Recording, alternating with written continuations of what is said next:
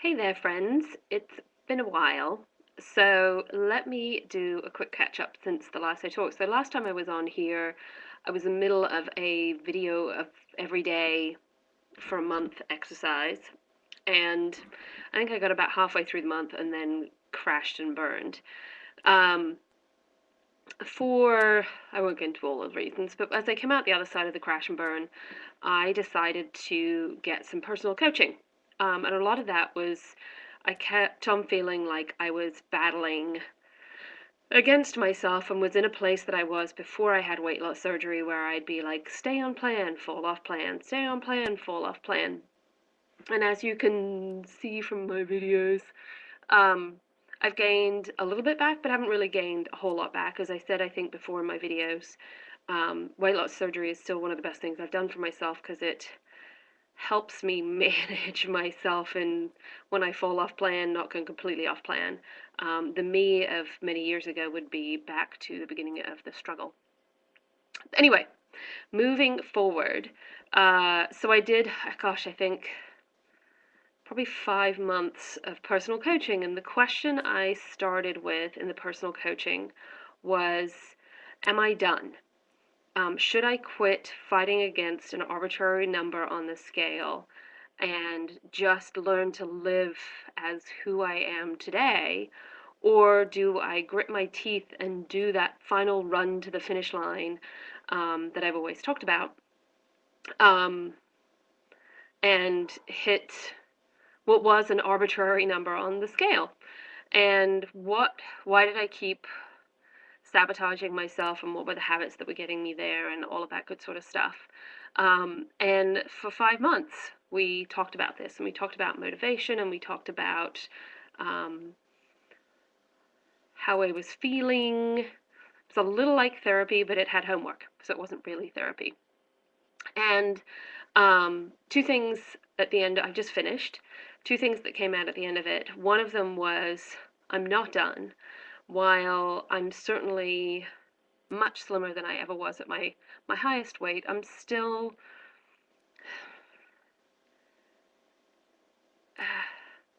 not there, and I think I should talk about that whole thing on another video, otherwise I'll be here all night. But the other big thing we talked about is, how do I stay focused? How do I stay on plan? And it's about finding your heart place. Whether I have lost weight through surgery or otherwise, there's always been some motivating factor of why I would stay focused and stay on plan. The first time I stayed on plan is um, I had realized that I couldn't keep up with this other person who I very much wanted to keep up with. And I couldn't physically do that. It was the first time in my life I'd actually not been able to keep up with somebody. And so that was the first thing, and it rolled a whole new set of motivations. The second time I got really motivated was when I married that guy. To fit into that dress, as cliches as it is about as motivational as you can get. Um, the third time I got motivated, and I'm not talking about all of my times, but really since I've started making health and fitness a big part of my life, was when I had weight loss surgery. And I don't know about the rest of you all, but those discussions that your doctor had right before your surgery that said, if you do not follow the eating plan religiously, then you could end up back in the hospital and you could die, was quite the motivation.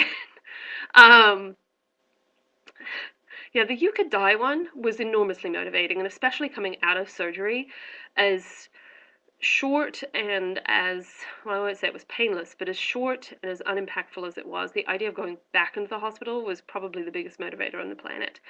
Um, and what has happened kind of the year after surgery is there are no rules anymore, and I had to find my heart place of what I was trying to do, and I was getting very sad because I didn't know what my heart place was, but I knew I wasn't succeeding, which was making me sad, which was making me eat, which, you know, all the same old story for those of you that are still struggling out there.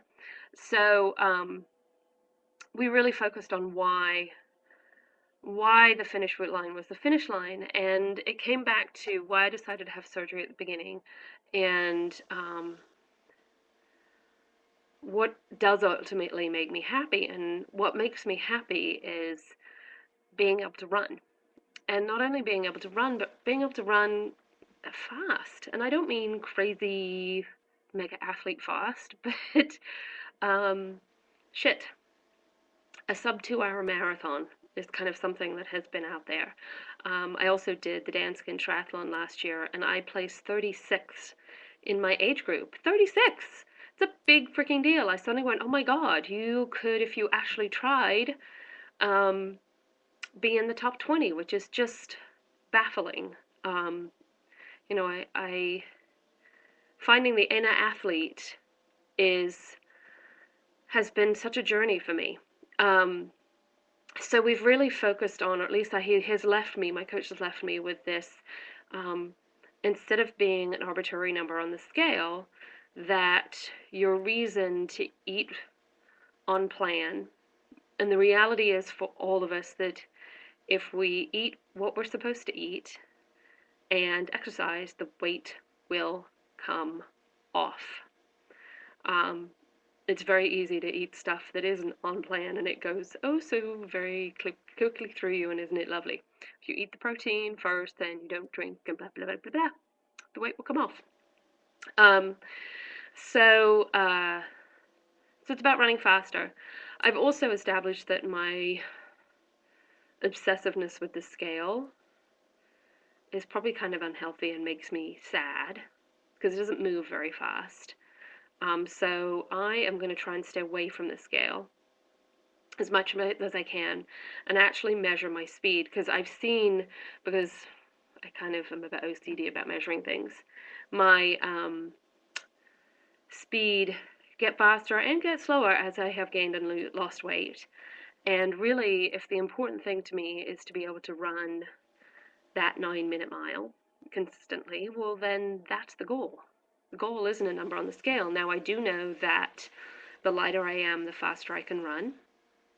But it isn't about a number on the scale. It's actually about being lean so I can run faster. It's that simple.